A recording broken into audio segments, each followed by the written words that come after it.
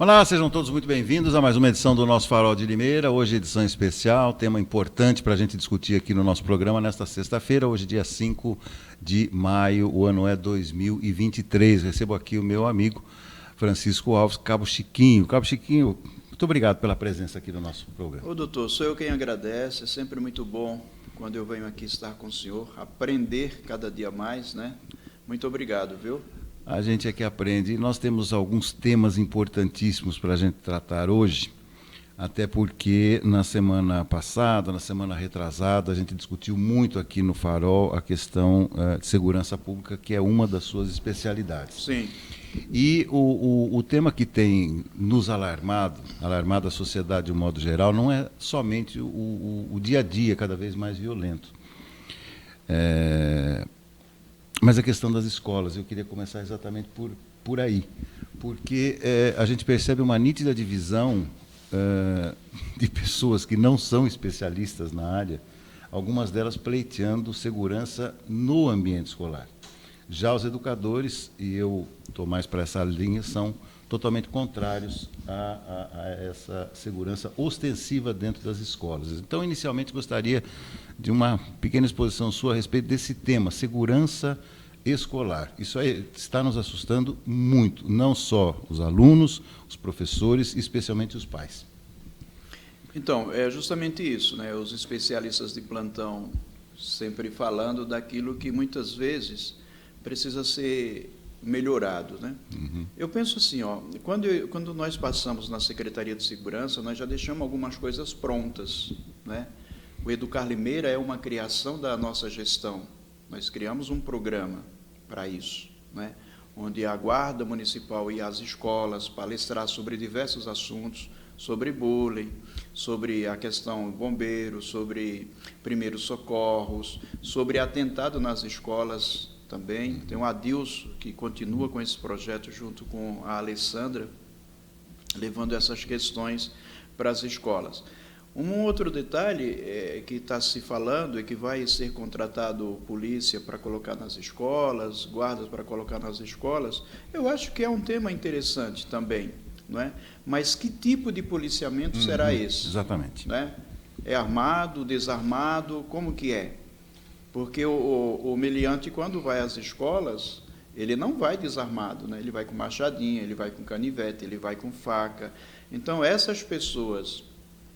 Eu vi aí uma matéria do governador do estado, né, que era uma das coisas que a gente vinha sempre debatendo no passado, desde quando eu estava na Cabos e Soldados, como presidente, que era a recontratação dos policiais aposentados. Sim.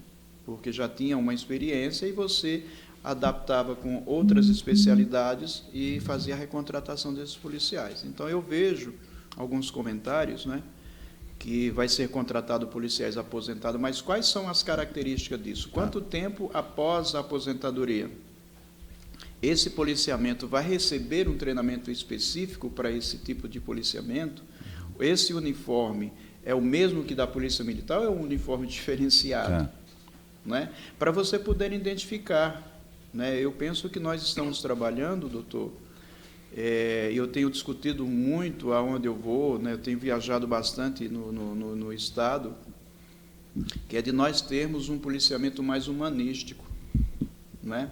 Hoje, falar isso agora, né, parece ser absurdo, mas o meliante que cometeu o crime, ele precisa ser conduzido às autoridades, né, para serem inquisitados, para serem julgados.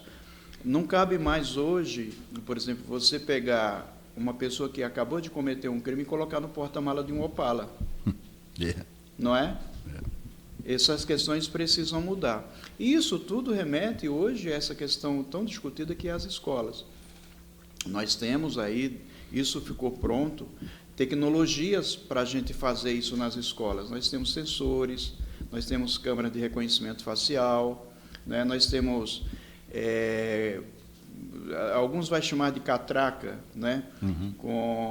Igual o banco, mas nós temos outros equipamentos que já têm esses sensores que indicam a possibilidade dessas pessoas terem ou não armas, tanto pontiaguda como armas como revólver, né, pistola, essas coisas todas. Então, eu penso que ainda vai ser uma grande discussão. Eu vejo que as pessoas estão aproveitando, doutor, me perdoe isso, né, politicamente, né, que daqui 2, 3 meses, é hora que passar essa onda, todo mundo esquece esse tema e continua, volta a tudo à normalidade como era no passado. Aliás, eu escrevi um artigo sobre isso, e eu começo o artigo falando exatamente assim: eu não confio, eu tenho medo de especialistas de plantão.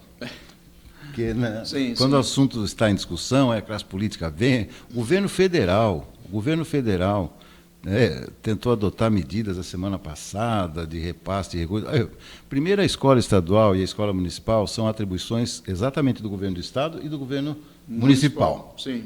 O governo federal não tem nada que se meter no que acontece com a escola estadual, porque quem conhece o estado é o governador e quem conhece a cidade, obviamente, é o prefeito. Não existe estado, né? Estado é onde a gente reside, é o nosso município. Exatamente. Agora, na minha época, eu estou falando isso na década... Não, mas na década de 70 ainda não tinha esse problema. Um pouco depois é que começou a aparecer... E é verdade, viu? Na minha época era muito raro essa questão de drogas dentro do ambiente escolar. Não. Na década de 70. Nem nas ruas.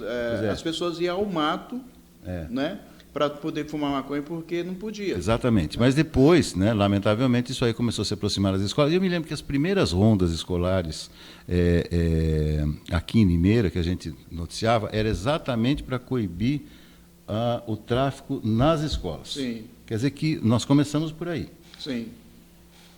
Isso era o objetivo da Guarda Municipal nas rondas escolares? Sim. Sempre foi... aquele pipoqueiro que disfarça, que fica perto lá do colégio, é isso aí. Né? Então, na verdade, a criação da ronda escolar, eu posso dizer, porque cria-se no meu tempo, né, na primeira gestão, e na segunda a gente intensifica isso. Né? Que nem o pelotão ambiental. Todo mundo fica falando, pagando uma de pai, mas quem criou o pelotão ambiental em Limeira fomos nós, na Guarda Municipal. A Polícia Militar ainda não tinha essa possibilidade de fazer policiamento na área rural. Que, aliás, tinha um carro diferenciado. Era um carro diferenciado e nós tínhamos uma aeronave, doutor. Lembro, exatamente. Olha que chique, lembro disso. Né? Então, nós começamos o policiamento na escola porque eu venho de uma cultura, de uma formação militar, né? Eu fiquei por vários anos na Polícia Militar, eu fiz o curso do PROERD, eu me capacitei. Então, quando eu assumo a Secretaria de Segurança pela primeira vez, eu já tinha essa capacitação e esse olhar, tanto que a Associação dos Guardas Municipais se cria na nossa gestão. Hoje virou sindicato, mas a associação, por quê? Era para dar um respaldo para os guardas municipais que não tinha à época. Né? Então, a ronda escolar era justamente para coibir aquelas pessoas que ficavam em volta da escola, as crianças, os adolescentes que matavam a aula e ficavam ali para o uso de drogas, e esse pipoqueiro disfarçado. Tá. E depois a guarda entrava à escola para falar com a diretora, para dar um respaldo de segurança no interior da escola, ver se estava tudo certo, se estava tudo bem. Né? Mas hoje se alestrou, hoje o aluno entra com droga na escola para vender lá dentro mesmo. E as professoras, muitas vezes, elas acabam tendo medo, porque toda essa molecada, né, vamos dizer assim, hoje pertence a algum comando. Então, elas têm medo de falar que fulano está vendendo essa droga e, de repente, falar, olha, a diretora viu que eu estou vendendo, ela me proibiu e ter aí uma revanche, como a gente acaba vendo aí quase todos os dias. Né? Então, quer dizer que, na sua opinião, hoje ficou muito mais... Bom, mas agora vamos para o outro assunto. Nós temos duas outras questões importantes, em paralelo a essa questão...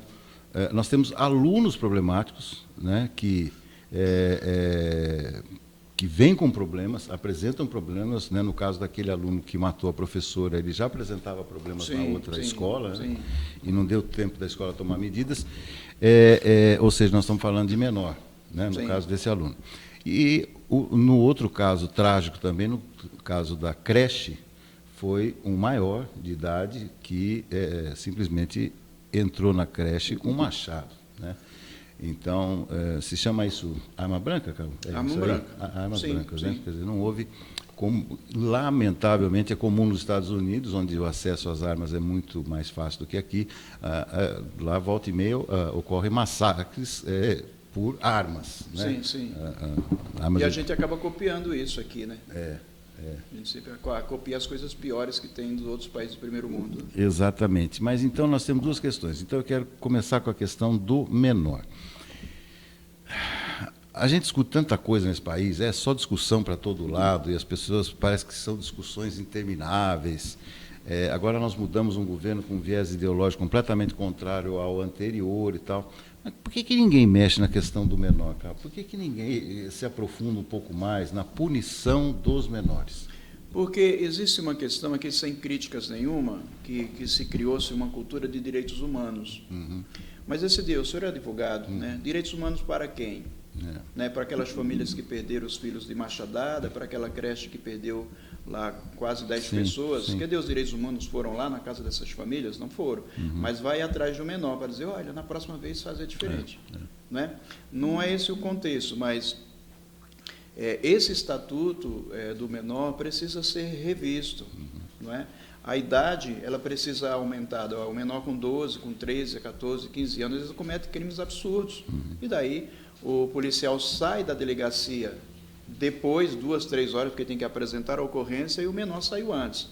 Então, eu penso que a gente precisa sentar, né, o Poder Judiciário, o Ministério Público, os poderes executivos, e a gente começar a rever esses conceitos, né, em relação a criminalizar esses menores. Não é? Porque, olha, uma pessoa pode tirar a vida, com 16 anos, pode tirar a vida de uma pessoa que tinha uma vida inteira pela frente, que nem a professora, que nem esses garotos aí, e não acontece nada. Vai para casa aprender o quê?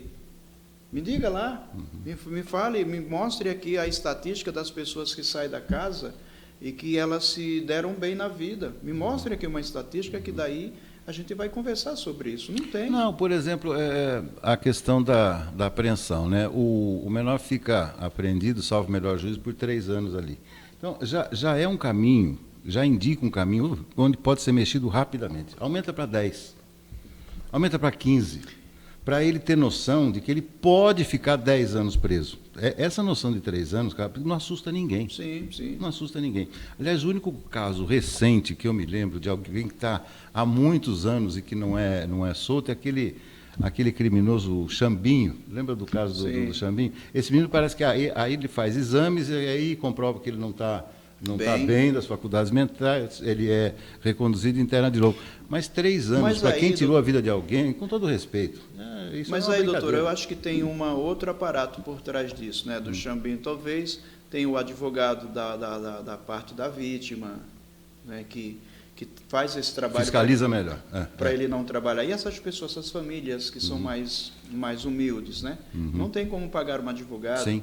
Os fóruns estão abarrotados de processos, né? A Procuradoria do Estado está abarrotada de processos. Eu penso que tem que rever todos esses conceitos. Por exemplo, tem juízes de pequenas causas, por que não trazer essa discussão novamente? Nós já discutimos isso, né? Trazer novamente para que os delegados sejam juízes de primeira instância, sim. Não é? Diminui essa quantidade de processos enorme que tem. O juiz, ele chega numa vara, ele tem lá trocentos mil processos. Isso é desumano para um jovem que acabou de se formar, para um jovem que acabou de assumir uma função tão difícil que é ser juiz, ser promotor, né? Vai para o julgamento, vai julgar pessoas, e está lá 60 mil processos, 300 mil processos. É absurdo. Né? E o número de escrivães, de oficiais de justiça que são mínimos. Não é?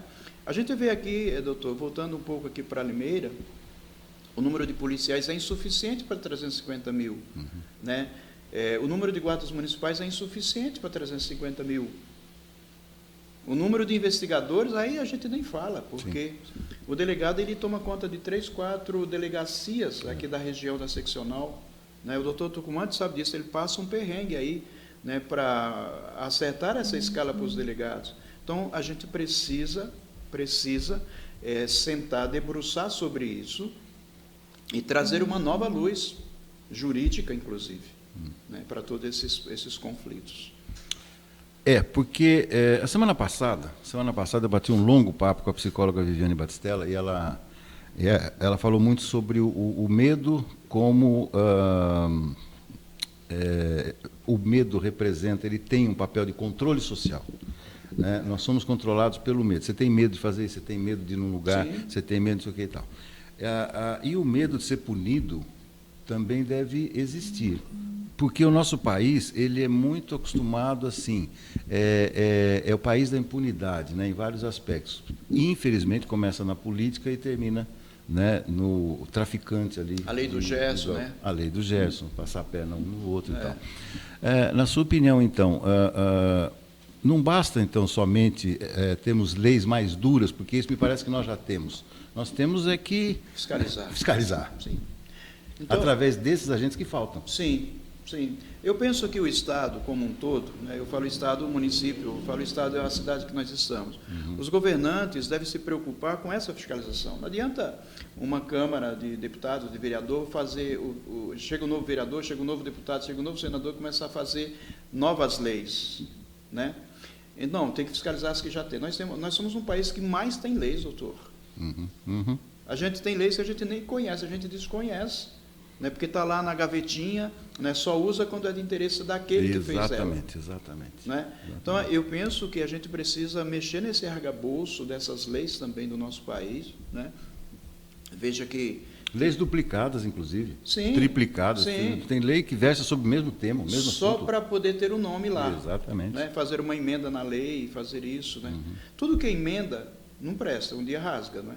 É o que está acontecendo no nosso país.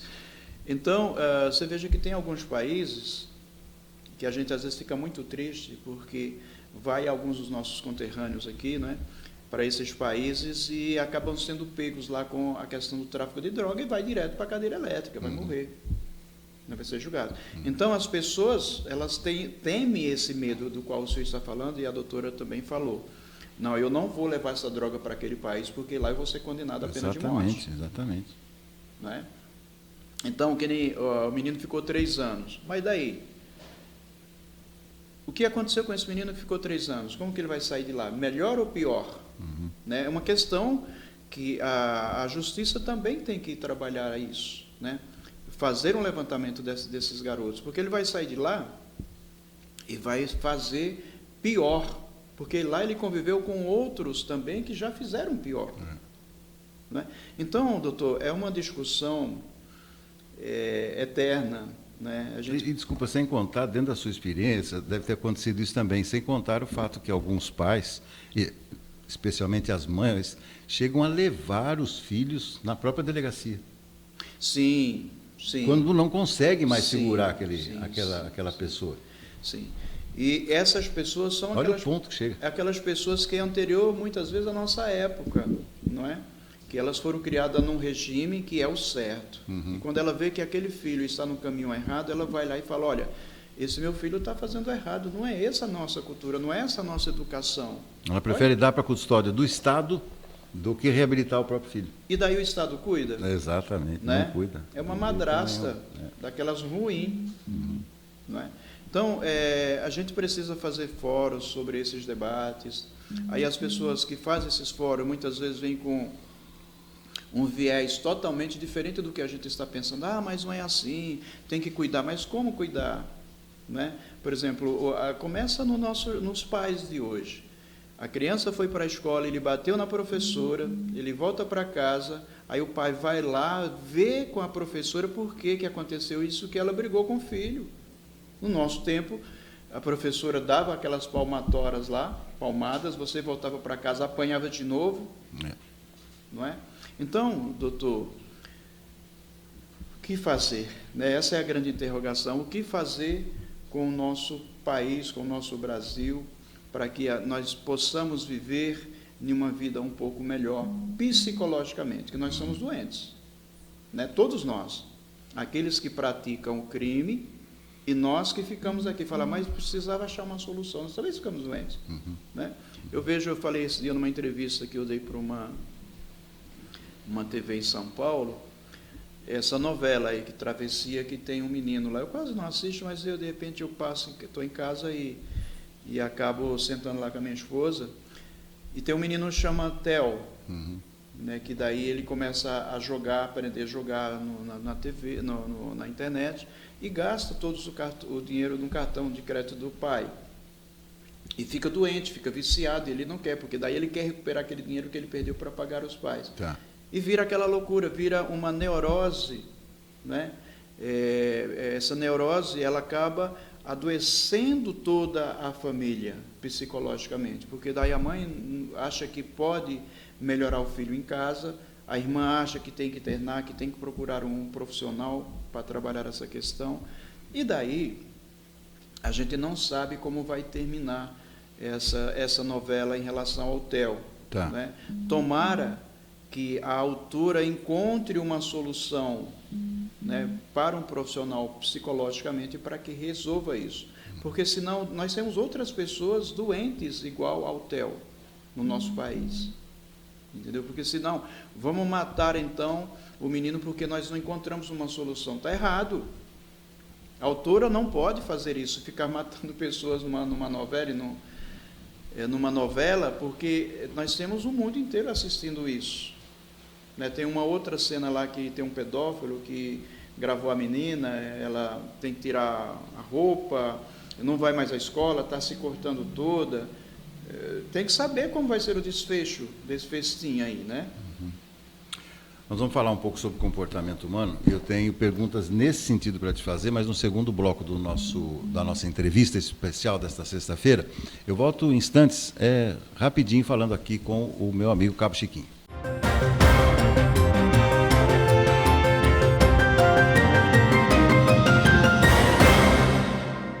Em Limeira, o trabalho não para. Por onde se passa, podemos ver obras e ações sendo entregues, melhorias para todos. E isso só é possível com a arrecadação do IPTU, que já está sendo entregue pelos Correios. Na parte interna do documento, todas as parcelas estão organizadas e numeradas mês a mês. É só ficar atento ao vencimento. Você vai usar a mesma guia o ano todo. O pagamento em dia é fundamental para continuarmos avançando e termos uma Limeira cada vez melhor. E o primeiro vencimento é no mês de abril. Prefeitura de Limeira. Olá, meu amigo. Olá, minha amiga. Você que necessita de um escritório de contabilidade de total confiança, procure por Vitória Contabilidade. Abertura e encerramento de empresas, escritas fiscais, contabilidade e imposto de renda, pessoa física e pessoa jurídica. Vitória Contabilidade. Rua Argentina 437, no Jardim Santana, telefone 3453-2681. Vitória Contabilidade. A água é um bem precioso. A vida depende dela. E mesmo em períodos chuvosos, precisamos ficar atentos. Afinal, a consciência do uso correto se constrói no dia a dia, com a família e a comunidade. A prevenção gera benefícios para todos no futuro. E cuidado com as ligações irregulares, que despejam águas de chuva nas redes de esgoto. Além de risco de ocorrências de vazamento, isso é proibido por lei. Fique atento. Prefeitura de Limeira. O Grupo Bom Pastor tem uma solução completa para amparar você e sua família diante das eventualidades. Com plano de assistência funeral Total Mais, não é preciso se preocupar e nem ter dor de cabeça com nenhuma providência, pois todas as coberturas necessárias já ficam garantidas de forma preventiva. Isso sem falar nos diversos benefícios em vida criados para ajudar a tornar o seu dia ainda mais cômodo e econômico. E para cuidar ainda melhor da sua saúde, tem o Bom Med Saúde, serviço de telemedicina completo e sem nenhum custo adicional. Com o Bom Med Saúde, você marca e realiza suas consultas sem sair de casa, evitando assim os gastos com deslocamento e filas para ser atendido. Tem acesso a profissionais qualificados, direito à receita médica e aproveite uma rede de farmácias com descontos exclusivos. Para começar a usar o Bom Med Saúde, basta fazer o plano Total Mais e aguardar a mensagem que chegará em seu celular. A partir daí, é só marcar suas consultas, sem complicação, tudo pelo celular mesmo. Para contratar seu plano e aproveitar todos os benefícios, chame no WhatsApp 0800 950 1010. O que você tem feito para combater a dengue? Fique atento, os casos não param de crescer. Elimine os locais onde acumulam água. É aí que o mosquito se prolifera. Faça isso uma vez por semana. O maior foco do Aedes aegypti está em seu quintal. Faça a sua parte. Acabar com os criadouros é a maneira mais eficaz de combater o mosquito e cuidar da sua família. Prefeitura de Limeira. Já pensou em construir ou investir no endereço mais desejado de Limeira? Conheça o loteamento Cidade Universitária 2, lotes a partir de 250 metros quadrados, com infraestrutura completa ao lado da Unicamp. Financiamento facilitado direto com a loteadora. Visite o plantão de vendas no Anel Viário e saiba muito mais. Este empreendimento tem o padrão de qualidade do Grupo Engep, Cidade Universitária 2. A Covid-19 continua infectando as pessoas e a vacinação é fundamental para a sua proteção. Veja quando você recebeu a sua última dose e dê sequência. Não corra este risco. Se informe sobre os locais e sobre os plantões, que acontecem regularmente. E mantenha os cuidados de higiene. Faça a sua parte. Verifique quando foi sua última dose da vacina e tome a próxima. Simples, não é? Por favor, não espere mais. Se livre da Covid. Prefeitura de Limeira, unindo forças por uma cidade melhor.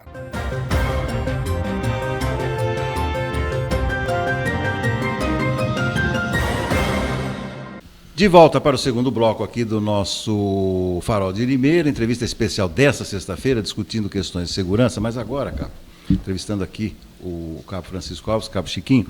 Cabo, uma das suas áreas de atuação é o comportamento humano, né? Sim. E hoje existe um debate também sobre a influência das redes, etc. e tal.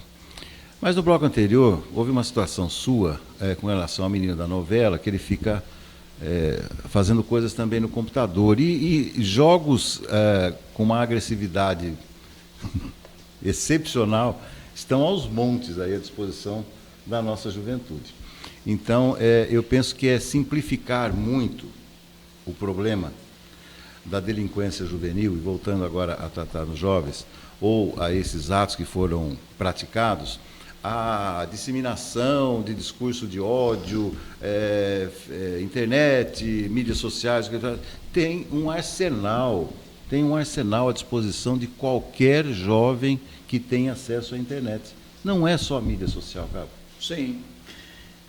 Doutor, esse também é um tema que merece muita discussão, porque nós vivemos num mundo hoje mercadológico, não é? O mundo do ter e não do ser. Né? A gente trabalha o dia inteiro e deixa os filhos em casa, ou os filhos a gente coloca na mão da escola, para a escola educar, e não é isso, a educação ela tem que partir de casa. Né? Então nós deixamos isso tudo muito solto, a gente não conversa muito com os filhos. Qual que é a nossa conversa? O filho quer um celular, com 2 anos de idade, a gente já vai lá e compra o celular para ele ficar jogando. Né? E a gente também não fiscaliza isso. E aí começa a Deep Web, começa essas internet de baixo clero, né? E olha que clero, né? Então, essas crianças hoje, elas nascem no hospital, elas mesmas já mandam um zap, eu acabei de nascer. Exatamente. Né? Coisas que eu não sei no telefone, uma criança de 2 anos pega o telefone e faz e entra. Então, nós vivemos uma pandemia, vamos chamar assim, de argumentos tecnológicos. Tá? Tem de tudo. Tem de todos os aplicativos que você quiser baixar, você tem. Né? E agora a gente entra num outro mundo, né, dos chats, né, GPT, né? Que tudo está aí. Então, eu falava isso, justamente isso. Aonde nós vamos parar? Os jornais, né, os editores, vão ficar desempregados? Porque o chat GPT tem tudo lá. Né? Eu quero um texto sobre ansiedade, tem tudo lá. Né? Cadê a questão da memorização, né, da gente buscar isso pela memória, da gente escrever, da gente modular esses artigos científicos? Então, esse conceito das redes sociais, das mídias sociais, infelizmente, não tem como parar. O que eu chamo a atenção dos pais? Né? Conversar mais com os filhos, principalmente esses mais menores, né? Esses mais pequenininhos, né? Olhar o que ele está vendo no celular, colocar travas, tem algumas travas, né? No telefone, no computador, verificar, conversar com ele, se ele tiver algum assunto que precisa ser discutido, que mostre para ele aquele tipo de assunto de uma forma pedagógica. né? Algo simples, né, Cabo? Perguntar, né? Filho, o que você está vendo? O que Sim. está te chamando a atenção Sim, aí? deixa eu dar uma Pergunta olhadinha, de deixa o vez em papai quando. ajudar você. Isso, né? exatamente. Tenha certeza que algum dos filhos vai lá, não vou deixar. Esse aí Esse vale a pode pena vir. investir. Pode. Vale investir. É. Deixa eu te fazer uma outra pergunta. O presidente Lula falou há tempos atrás aí, inclusive foi muito infeliz, como tem sido, em regra, em algumas declarações diplomáticas, política internacional, algumas coisas e tal. Mas aí ele deu numa dessas escorregadas, ele falou que existe um contingente potencial de 30 milhões de brasileiros que tem o parafuso solto. Depois ele foi às redes, não falou, não verbalizou isso, apenas fez uma nota, que eu também achei errado. Ele devia, já que ele disse na nota que tinha a humildade de reconhecer que errou, que falasse. 30 milhões de brasileiros dentro desse potencial. E a sua observação foi que nós temos uma sociedade doente. E para doente existe profissional da saúde. Por que a saúde mental ainda enfrenta tantas resistências quando ela pode ajudar de uma maneira tão clara as pessoas que sofram de distúrbios? É um outro tema. Hoje o senhor me pegou com temas importantes, né? Eu me lembro, quando nós passamos, na primeira gestão, que era o Pedro Kiel, e nós criamos o primeiro polo de segurança, que era lá no Jardim Aeroporto. Né? O que era justamente isso, que esse polo era um tipo de policiamento mais comunitário, que lá nós teríamos lá um psicólogo, um advogado ou estudante, né, que fazia esses convênios com as faculdades, um psicólogo, um advogado, um assistente social e o policiamento comunitário ali, que era justamente para imitar o médico em casa. De repente o guarda estava fazendo um policiamento e se deparava com uma pessoa que precisava de auxílio.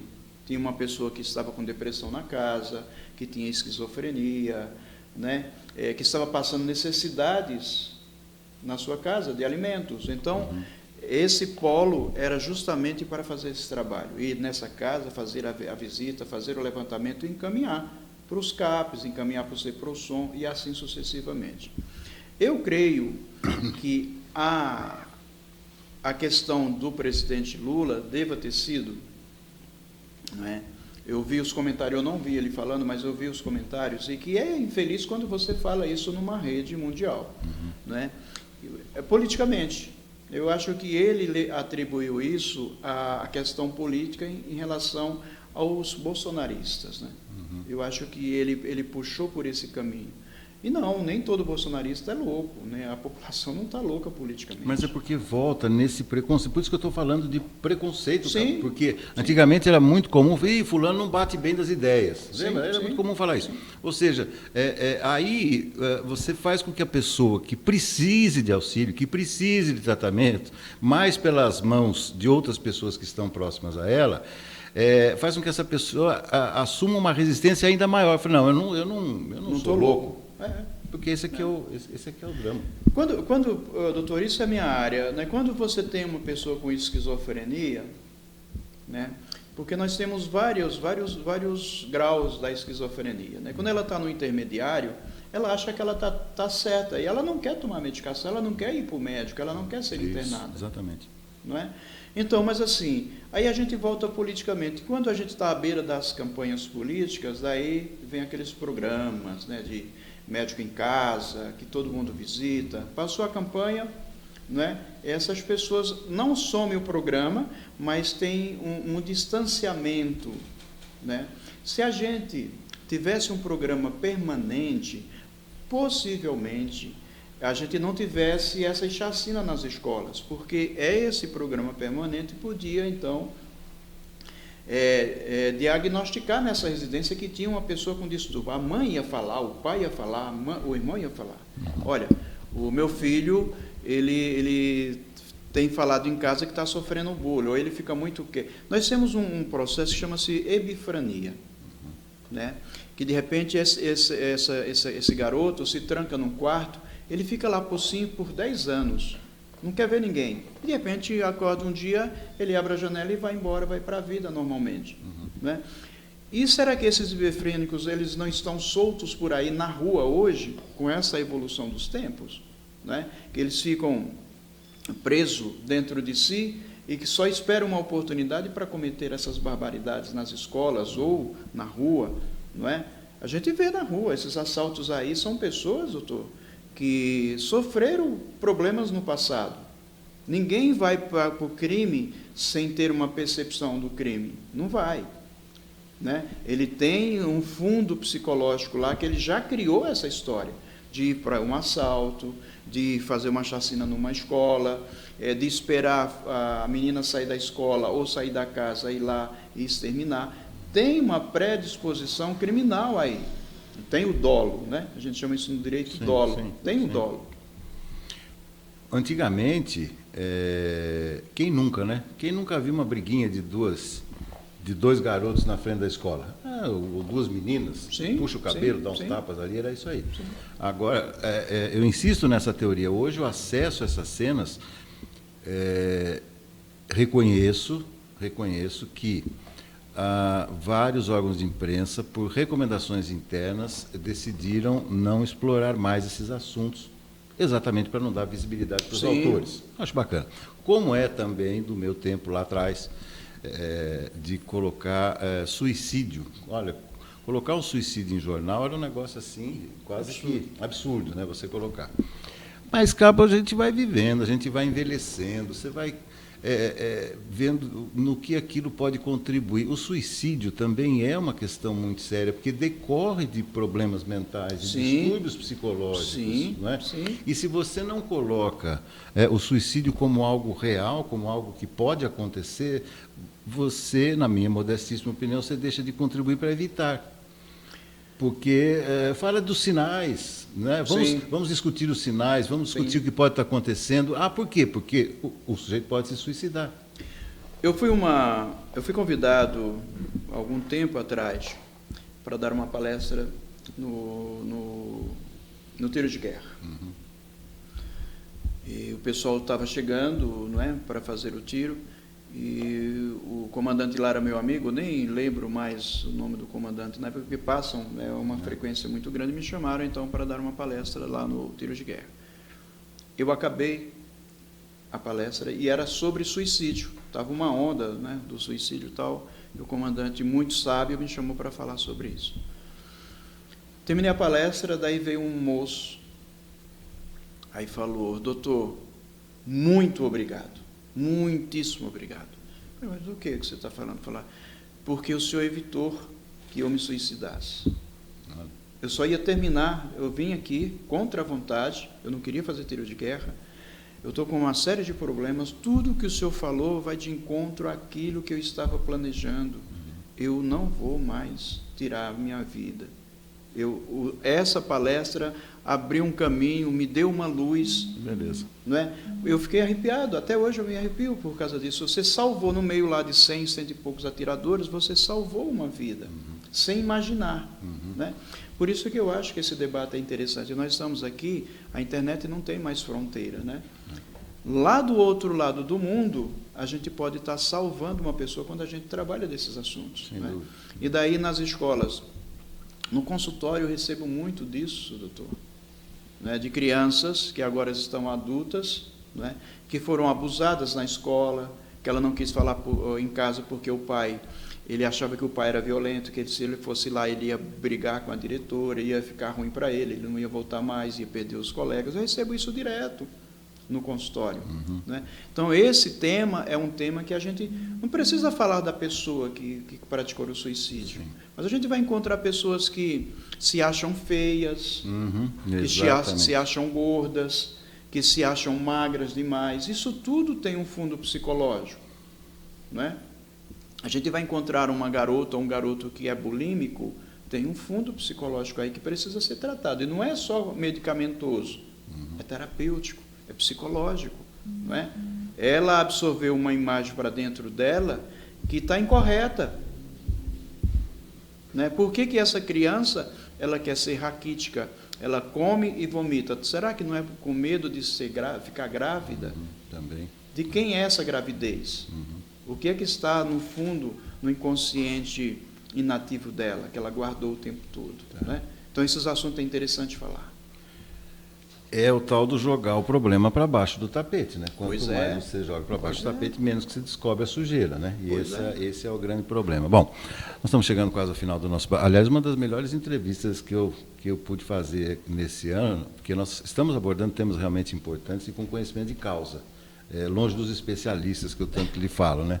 A imprensa vai buscar sempre os mesmos para falarem sobre os mesmos assuntos e aí você não tem as diferenças. É importante a diferença. É importante ter diferença, opinião contrária, né? Divergente da sua. Queria falar um pouquinho agora, antes da gente fechar, sobre treinamento. O treinamento é algo que tem sido dispensado em várias categorias profissionais, na minha modesta opinião, olhando sempre à distância, com um olhar jornalístico, e me parece que, voltando agora à área policial, né, o treinamento ele deve ser contínuo e permanente, porque a mente do criminoso, né, o jeito de agir, o modus operandi do criminoso está sempre em evolução. E eu percebo que nem sempre os agentes de segurança conseguem acompanhar essa evolução. Tendo assumido cargos de chefia, era essa uma das suas preocupações, ou seja, treinar os seus subordinados? Sempre foi. Sabe por quê, doutor? Porque era assim, ó.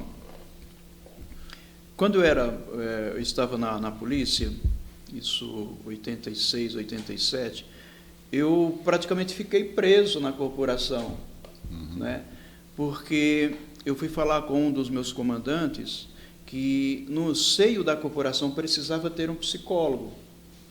Ele falou, não, que psicólogo? Aqui é tudo macho, né? E realmente são, né? As polícias têm um treinamento nas escolas muito firme também. Mas naquele tempo eu já prestava atenção que precisava. Por quê? Às vezes o policial, ele tem família, ele vem de uma comunidade. Às vezes não, com certeza ele tem uma família, vem da comunidade. E às vezes ele enfrenta na rua e acaba ceifando a vida de um marginal, não é? De um marginal. E para aquele moço que veio de uma família humilde e tirou a vida de é um absurdo psicologicamente. Então eu falava com o meu comandante nessa época que nós precisávamos ter um psicólogo para esse policial ter acesso, né, a essa nova cultura. Olha, por que foi? Como é que você está? Inclusive o policial vinha nas preeleições, que a gente chamava, né? Geralmente quando você entrar de serviço, reunia ali 10, 20, 30 policiais e o comandante fazia a preeleição sobre os assuntos do dia, não é? E ia embora. E aquele polícia muitas vezes estava ali, triste, né? Desanimado, porque ele tirou a vida de alguém. Tirar a vida de alguém não é fácil. Exato. Não é? Por mais que ele seja bandido... Por mais que tivesse certo, não é? Defendendo a própria vida. A própria vida, sim. Então, é uma das coisas que eu aprendi. Fui fazer o ProERD para aprender a ter esse conceito. Eu sou proerdiano, tenho um maior orgulho disso. Acho que foi a minha virada de chave. Então, quando eu venho para essa questão de chefia, eu trago todo esse conceito, né? Fui para a Associação de Cabos Soldados, onde a gente trabalhava o social, muito bem o social, né? E quando eu venho para essa questão da chefia, eu trago esse conceito. Pode ver que na primeira gestão da qual eu fui secretário de segurança, o treinamento era constante. Não tinha treinamento, porque na polícia tem, a cada 30, a cada 1 ano tem treinamento, e na guarda não tinha. A gente trouxe esse conceito.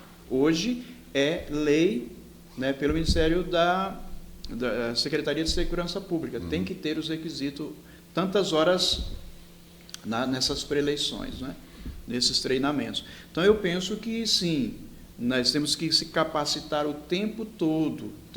Você pega a equipe especializada, ela faz um treinamento para aquela especialidade. Mas se ela não treinar todo dia, ela perde o jeito. Claro. Né? E o guarda que está lá só aprendendo droga, ele vai se especializar em apreensão de droga. Sim. Mas e quem está levando a droga? Quem vai separar uma briga de marido e mulher num caso extremo? Né? Não é? Ter preparo psicológico para isso. Nós perdemos aqui um amigo, né? um policial, Cabo John, lá em Iracemápolis. Nós trabalhávamos no tático, né? da especialista, né?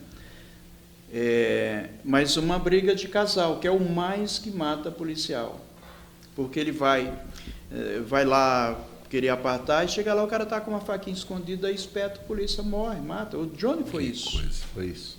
Né? Morreu por causa de uma briga de casal. Então, essas especialidades, esses treinamentos têm que estar. A polícia hoje faz isso. A polícia já tem psicólogos, né? Aqui em Piracicaba tem psicólogo, Limeira ainda não tem. Mas em Piracicaba tem. Antes, você tinha que ir a São Paulo, ficar um tempo em São Paulo transferido, perdia a família aqui, perdia o que você estava estudando. Hoje nós temos muitos policiais que já estão formados, né, em várias áreas, não é? Melhorou muito a qualidade do policial militar. Então, o treinamento ele é preciso, não é que é devido, é preciso. Todo dia você está treinando aí esses policiais. Antes da gente encerrar, é para ver como é essa questão psicológica, né? Ainda ontem estava lendo uma notícia sobre uma tenista muito famosa chamada Steffi Graf. Ela foi número 1 do mundo, uma tenista bacana. E, num dado momento, há pouco mais de 20 anos, ela estava fazendo uma partida, estava jogando, e ela foi sentar, como é comum, quando viram assim, vira de lado, né, a quadra, e ela sentou para tomar uma água e veio um sujeito por trás e deu uma facada nela. E essas cenas tem no YouTube, aliás, se alguém quiser pesquisar, Steffi Graf lá no YouTube, atentado. Ela recebe a facada, depois ela cai, ela é socorrida depois de um longo tempo, acho que, quer dizer, longo no sentido da gravidade, demorou pelo menos ali uns 5 minutos para ela ser atendida, um negócio, uma eternidade. E, conclusão, ela voltou a jogar tênis, mas nunca mais, foi a mesma, nunca mais ganhou um torneio.